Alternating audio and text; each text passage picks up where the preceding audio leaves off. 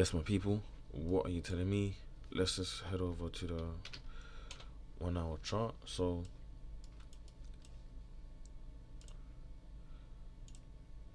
this is what my 1 hour chart looks like, and we are coming from this MSP over there, and potentially we might tap into this area of supply and demand or SNDR. But either way, we have a potential 1, 2, 3, 4, and 5 where price might push up and then maybe make its way back down and then hopefully push back up. It really depends. Price might want to end up taking out our previous higher high. Price might want to come back and maybe tap into this move SNDR, move back up, or we might just keep going back down. So again, I don't really make the rules. I just follow what price is telling me. I just react to what it gives me. So this is my 1 hour chart. We also understand that price is going to take way too long, so we're going to head over to a 5 minute chart. So on our 5 minute, we can actually see that price is bearish. So let me just go to 1 hour quickly one more time and map out my low and then map out the high. So when you go to our 5 minute chart, you can see that price is in the pullback phase, and if I'm looking at things from a structural point of view, then we took out this high, we took out this high. This is not a validated swing high, but we ended up taking out this low here, and then the confirmed one was there as well. So you can clearly see that price is in a pullback phase. So I now can either draw up a zone from this area here, or potentially this area here. It really depends up to me, and in hindsight, we do have an SBS where this could be the 1, this could be the 2, this could be the 3. We've had that sweep. Now waiting for something to happen, waiting for a switch on order flow. You might wait for price to come back and tap in a little bit more, then make its way back down. It really depends, but this is what I personally see. And if we head over to our 1 minute chart, we can see how price is actually bullish based off the SMA. So this is where you have to be careful, and this is where you have to understand where you are within price, and just make sure that whatever time frame you're on, you are following the SMA based on that time frame. Too many people,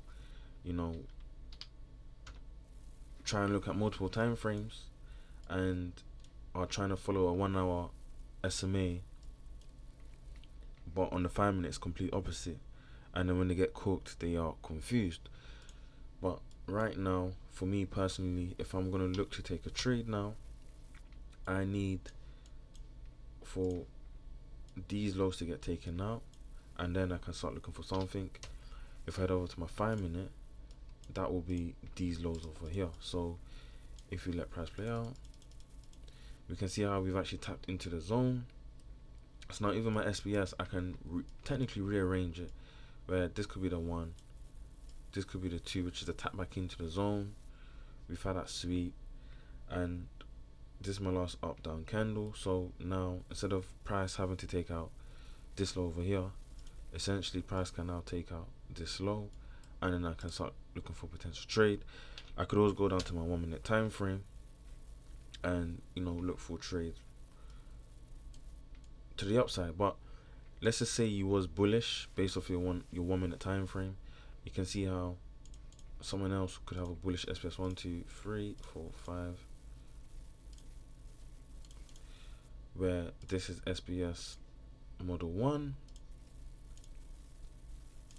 and then you can see how price shoots up. So again, this is why you have to follow the SMA on whatever time frame you are on. This is the only way you are going to stop yourself from getting stopped out. So this was a lovely trade based on structure, because price is bullish based on my 1 minute time frame. We had our SBS, we had SPS model 1. Yeah, price is bullish technically, even on our highest time frame, which is the 1 hour. Price is also bullish overall, as you guys can see here. So me looking for bullish setups would have made a lot of sense, but I also understand that on my 5 minute, price is bearish. However, now it looks like we've gone above the SMA, so now we just have to wait and see what happens. So if, let me just go back to 1 minute, see what happens. So we end up taking out, let me double check, yeah, so we end up taking out this high,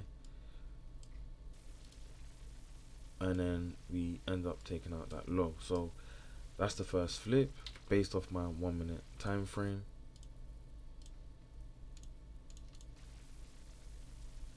And technically this is the second flip, but because we have areas which have not been tapped into the zone, there's always a chance the price might come back and tap into it. And then if I let price play out, are we gonna sweep? Let's see. Yep. So look, so now we've swept where this is 1, 2, 3, 4, 5. So again, if we're looking at things from a structural point of view, if I understand that this is my protected low, and understand that this is my weak low, sorry, if this is my protected high, this is my weak low, everything inside is just internal structure. And internally we took out this high, internally we took out this high here. So technically I need these lows to get taken out first, well this low here, and then I can start looking for potential shorts. If you let price play out,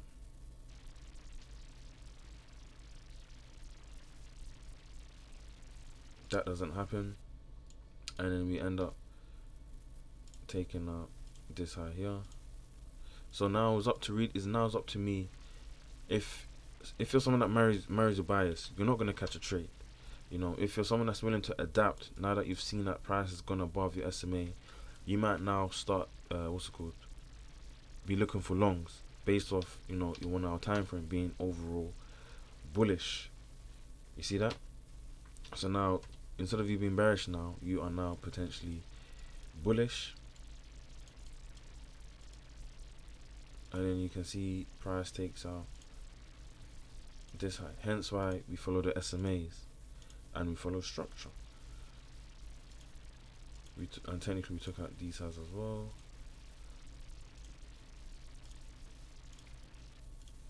Follow price play. Obviously I've gone past my trading time, but we'll see what happens. So now look,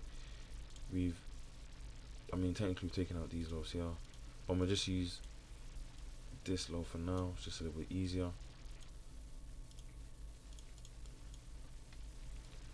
And we haven't created a validated swing low, so that's not MSB.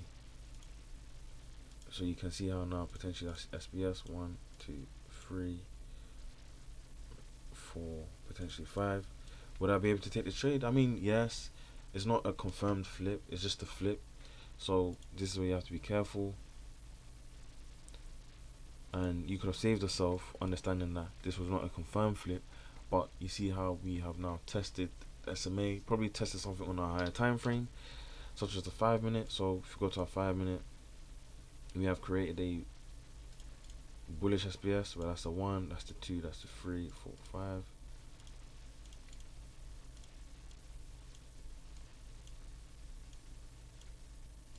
Four, 5 above the SMA, and obviously price pushes up. So yeah, when, like I always say, when you've just got context behind everything, you're following your higher time frame, you're using that as the narrative, then you're going down to your low time frame, seeing what's happening right now.